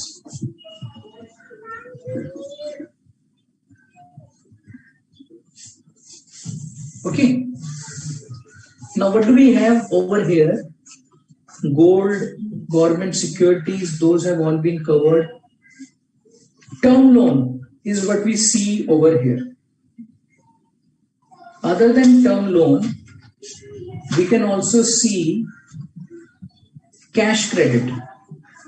Yeah, cash credit. And there's a note, there's some additional information which is available, that 10% of the cash credit, including debit balance in the current account. If you'll see, there was a debit balance of 28 in the current account, is unsecured.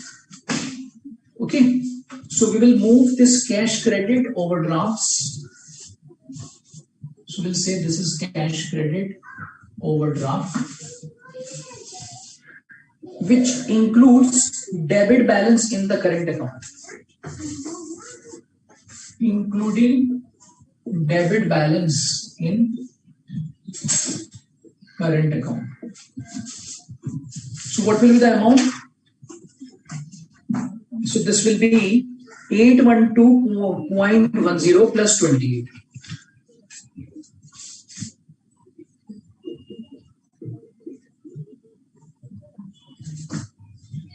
So 840.10.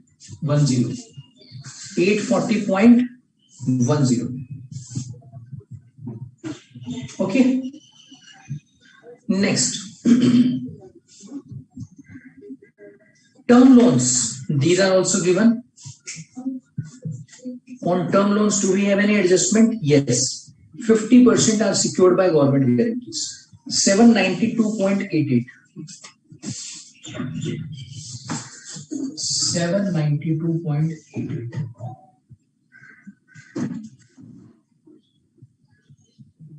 So what's the total that we see over here? 1632.98.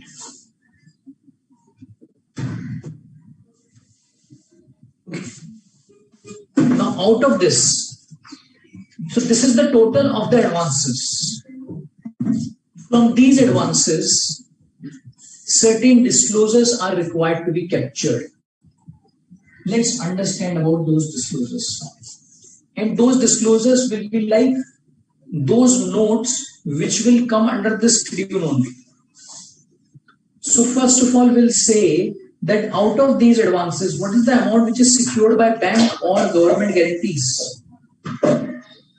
50% of the term loan. So we'll say first is secured by tangible assets. TA means tangible assets secured by bank or government guarantees. This is 50% of 792.88 into 50%. So what do we get? We get 396.44. Okay, 396.44. Yeah. Do we have the unsecured portion? Yes. 10% of this balance, 840.10, is unsecured.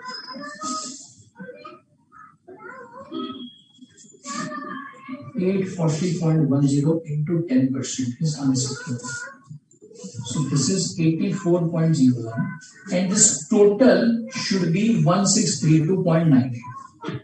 Because the advances will remain advances, it's just the bifurcation for those advances that we have been giving. So what's the amount which is secured by tangible assets?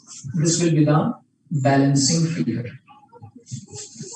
So the balancing figure will become 1152.53. 1152.53. And this 1632.98 should go over here.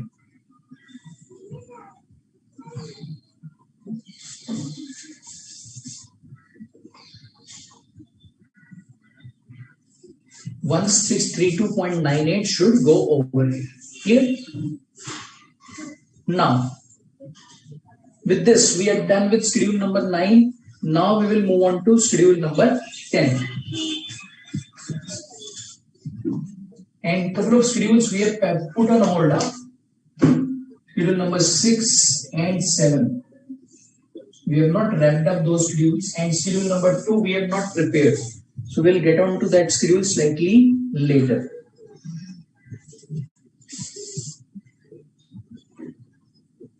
Schedule number 10, fixed assets.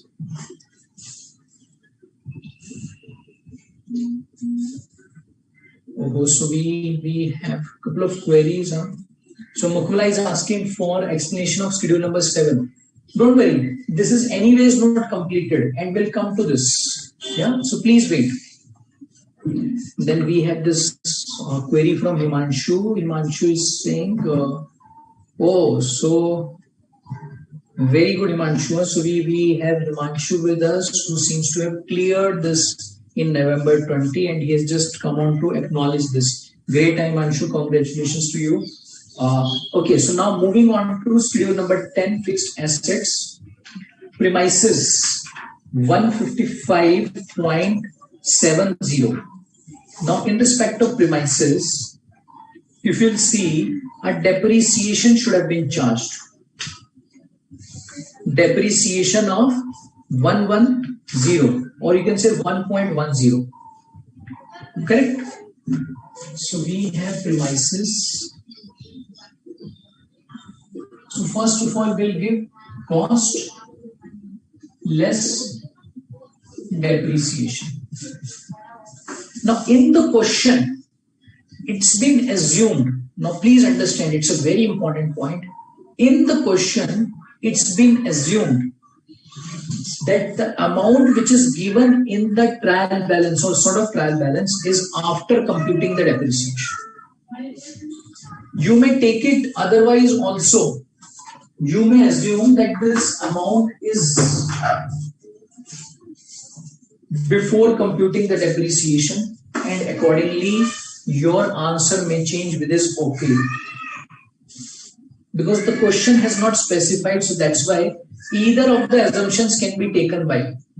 Currently it's been assumed that the information which is given in the trial, that is 155.70, is after computing the depreciation. So that's why we will add depreciation to get the gross amount.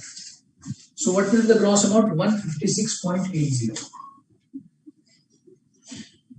And from this, depreciation will have to be reduced. So what do we get? 155.70. Okay. Yeah. Then we have other fixed assets. Other fixed assets, wherein we have furniture. Now same assumption has been taken for furniture, that at cost it is 70.12 plus the depreciation. 70.12 plus the depreciation. So what's the depreciation? 0.78. 0.78. So 70.90 is the amount of the furniture. From this, we need to reduce the depreciation. 0.78. So this becomes 70.12. Okay. And the total of these two. Sorry, so I think we can take the total of these two. Total of these two will therefore become 225.82. 225.82, which will take over here.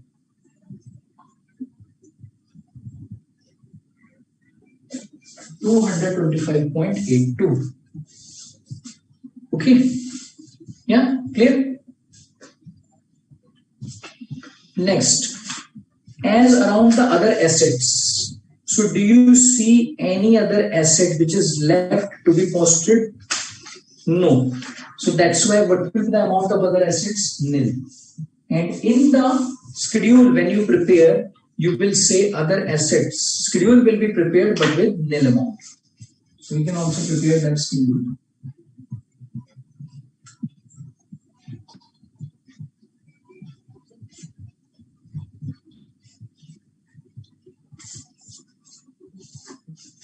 So moving on to schedule number 11.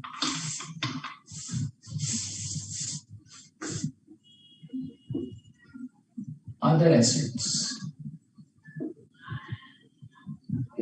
So we'll say it's nil, and that's where nil will go over it. Okay. Now, moving on to reserves and surplus. So I don't have the space right now. So I'll move on to the schedule number 2 at the end. There are few workings which we need to prepare, first of all. Yeah, as per the requirements of the question and as per the regulatory requirements for banks, we need to get on to some workings. So let's move on to working note number 1, on the basis of which we will also be able to close schedule number 6 and 7. Yeah. So now the question says 25% of the profit should be transferred to reserve fund. So what's the balance in the P&L account? 412. P&L balance is what? 412. And during the year, a profit has been earned 150. Profit for the year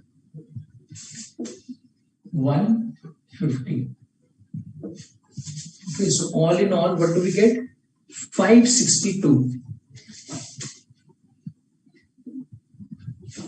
562 is what we get.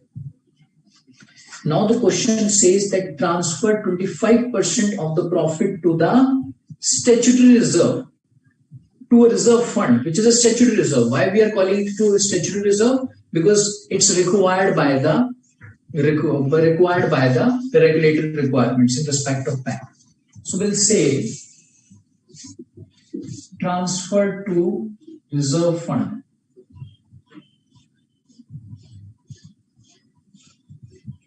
%.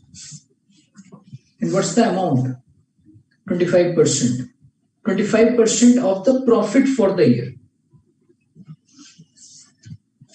into 150. So this becomes 37.50. So what's the balance of the P&L that we'll have? So the balance of the P&L will be 524.50. 524.50 will be the balance of P&L. Okay. Yeah. Clear?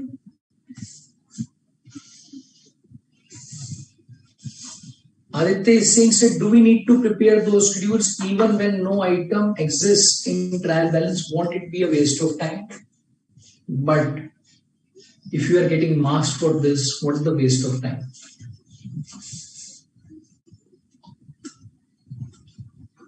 If you don't want to prepare, you should just make sure that the numbers are not changed. And maybe towards the end, you can give a note that because there was no item and hence the notes have not been prepared, or the schedules have not been prepared. But please don't just ignore it. Otherwise, you may lose marks. So now moving on to schedule number 2. Reserves and surplus. So the opening balance that we have, that we start with, opening balance of schedule number 2.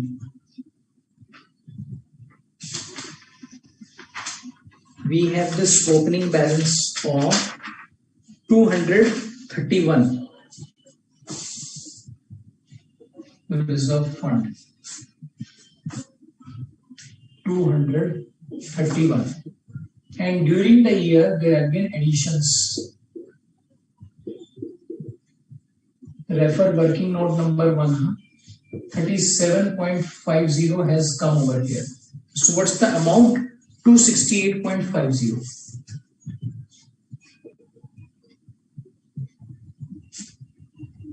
Correct? It's 268.50. And then the balance in the P&L. Balance in P&L, that is again coming in working note number 1. So it's only a classification which has been changed. 524.50. So the total amount therefore will be 793.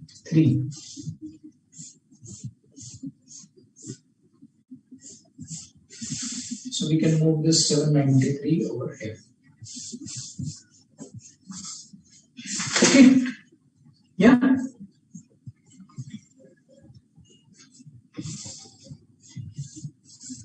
Ankita is saying, sir, why? Oh, so Mukmala and Ankita are asking about 25% transfer to reserves. See, it's given in the question. I think you are referring to the old material. And even if it's not given in the question, you should do this because it's a statutory requirement.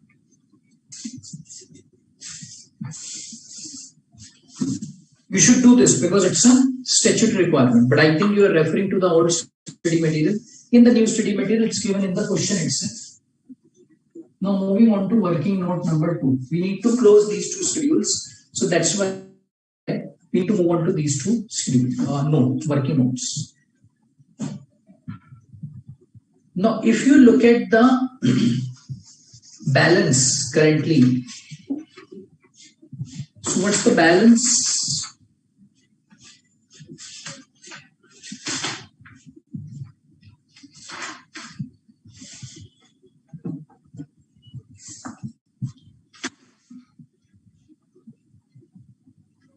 In respect of banks, if you'll see, just let me take the total of these.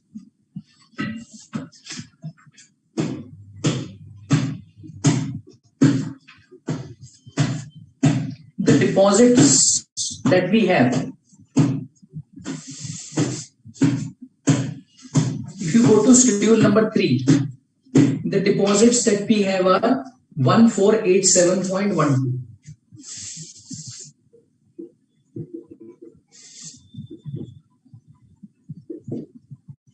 Refer schedule 3. Correct? As per the statutory requirement again, Now, once again, please don't get confused. Some of the requirements which are as per the statute, we are picking up in the illustration directly. So that's why don't get confused with this.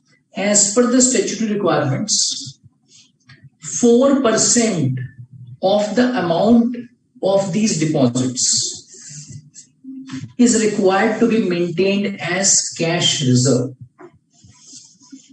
So cash reserve which is required is 1487.12 into 4%.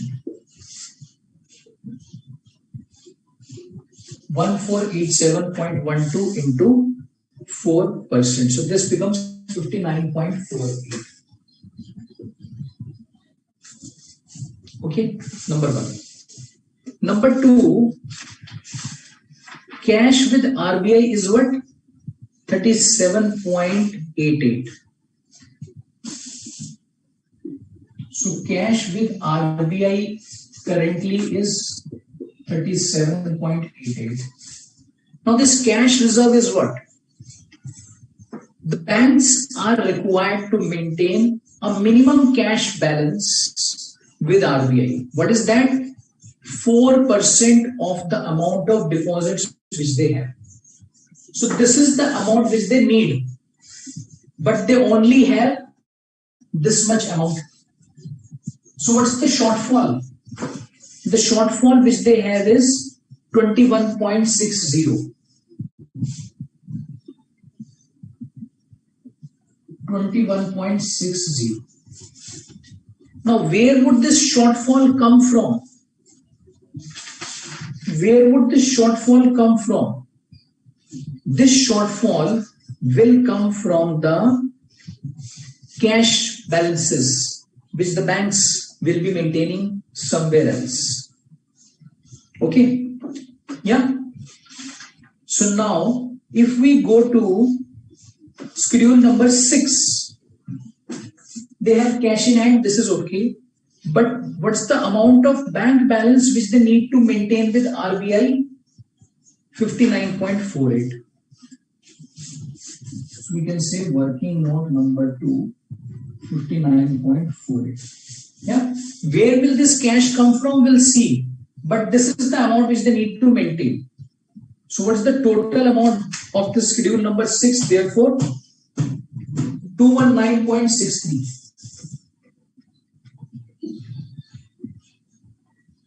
219.63, and we can move this amount to the balance sheet also. 219.63.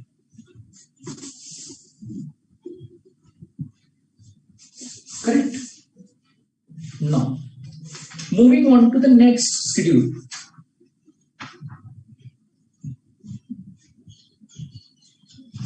Moving on to the next schedule.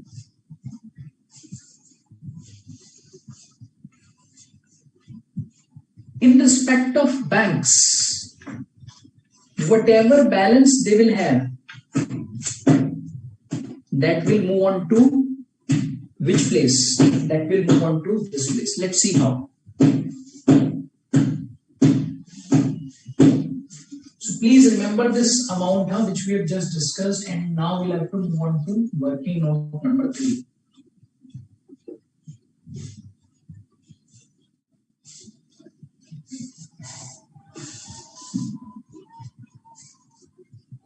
Okay, so let's move on to working note number 3. For us, what is required to be computed? Balances with other banks is required to be computed. So if you go to the balance sheet, couple of amounts were picked up by us. Cash with other banks, that has been picked up over here. Next, money at call and short notice, that has also been picked up over here. Correct? So now, cash on hand. What is the cash on hand? 160.15. And this cash in hand was taken in schedule 6.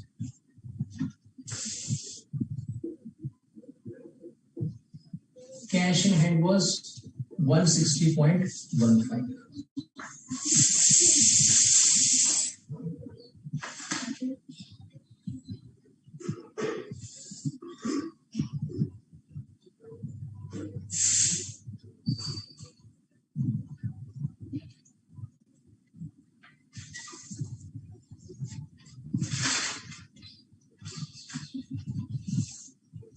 Or let me just compute another working note before I come on to this.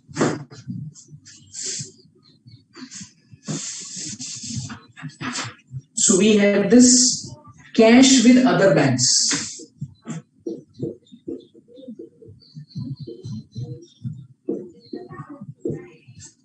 This is what? 155.87. Okay.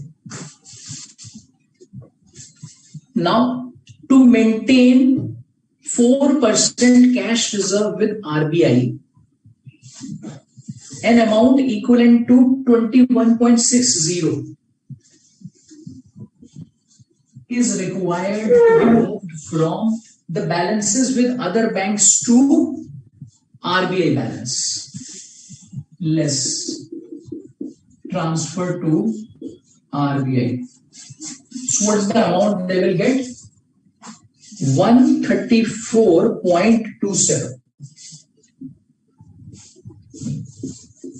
134.27. And this is the amount that we will put over here. 134.27. This is working note number 3. Okay, this is working note number 3. And which will then be checked. It will become 344.39. Mukul, I think this was your query also. This will become 344.39. So we can move this amount over here.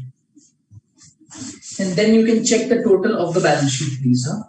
And let me know whether these are matching or not. Vijay Shankar is saying what is the CRR and SLR rates? See, it's given in the study material, and anyways, these keep changing. So currently, whatever is given in the study material, that is the one which will be relevant for you. Okay, that will be the one which will be relevant for you. Clear? Yeah.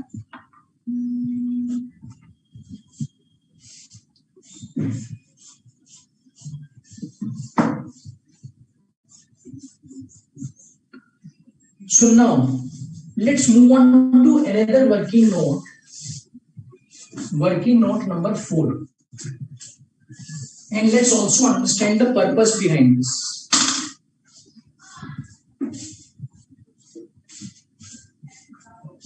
There are few assets, cash in hand, cash with other banks, means something which is picked up from the trial balance directly. Something which is picked up from the trial balance directly. What is that balance? Cash in hand, cash with other banks, cash in hand, cash with other banks. Yeah. Then we have money at call and short notice.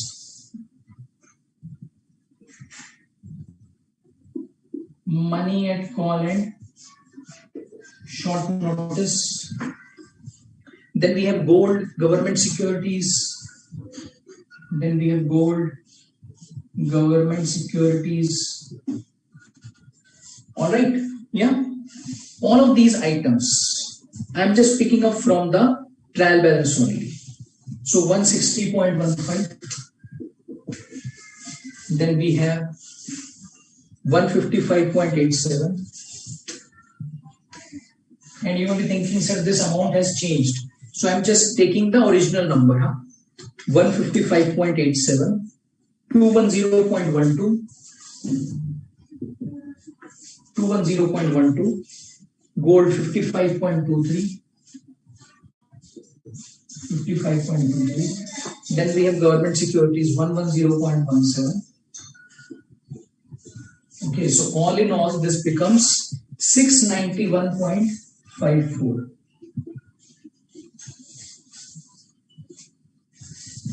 So these are the liquid assets. So if you look at the balance sheet of the bank,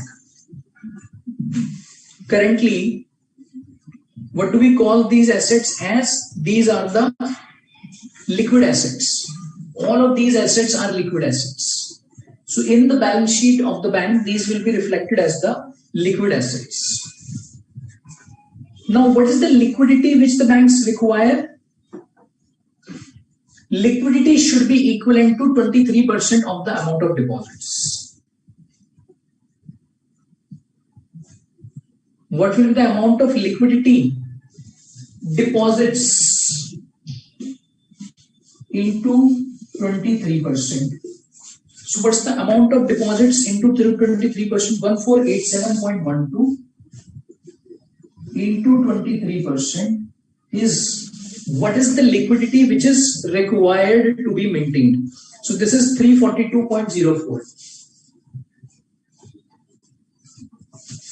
So the bank is good with this amount of liquidity, but the bank already has liquidity in excess of this amount. Excess liquidity is not bad, that is good. Excess liquidity is not bad, that is good. So that's why currently the bank has got excess liquidity. If the liquidity is not adequate, then it may become a problem wherein the bank will be required to create liquidity. Yeah, currently the liquidity is good enough for the banks. Okay, so this is again a test you will be required to check to ensure that the bank has got adequate liquid funds, or you can say liquid assets. Test. Yeah. Now this will nowhere appear in the balance sheet, but it's a test that you'll have to check and confirm that yes, bank has got sufficient liquid assets. Clear? Then I think one more item which will go to the balance sheet will be about contingent liabilities and bills for collection. So bills for collection will appear after the balance sheet over here. Then contingent liabilities. What will be included in the contingent liabilities? Claims against the bank which are not acknowledged as debt and acceptances and endorsements. So these two items will go to the contingent liabilities. Clear? And this will appear after the balance sheet. So I'm just hoping that the totals of these two sides are matching. All of you, if you can quickly confirm. Quickly, if you can confirm. Radha is asking, sir, the debit balance of current account can be considered separately rather than inclusion in a cash credit or overdraft. If possible, then kindly tell about its classification. No. The question specifically requires you to take it along with the cash credit, etc. So that's why you should not do that. Mukmala is saying, sir, why it's taken at 23%? So again, it's a no. It's a no. It's a regulatory requirement with which you'll have to go. Yeah, you can't just change it. And all of these things you need to pick up from the study material, because whatever is there in the study material, that is the one which is relevant for you from examination perspective. Otherwise, these keep changing. So just be very, very careful that you need to pick up all of these things from the study material only. Don't pick it up from anywhere else. All right. Yeah. So this, we will just end our discussion over here. We are still not yet done with the banking. So there is some part of banking which is still left. We'll wrap it up in the next session, and then we'll start with NBFCs. All right. Yeah. And any of your questions, queries, you can just send across, and we'll have a discussion on your queries in the next session. All right. Thanks to all of you. Thanks so much.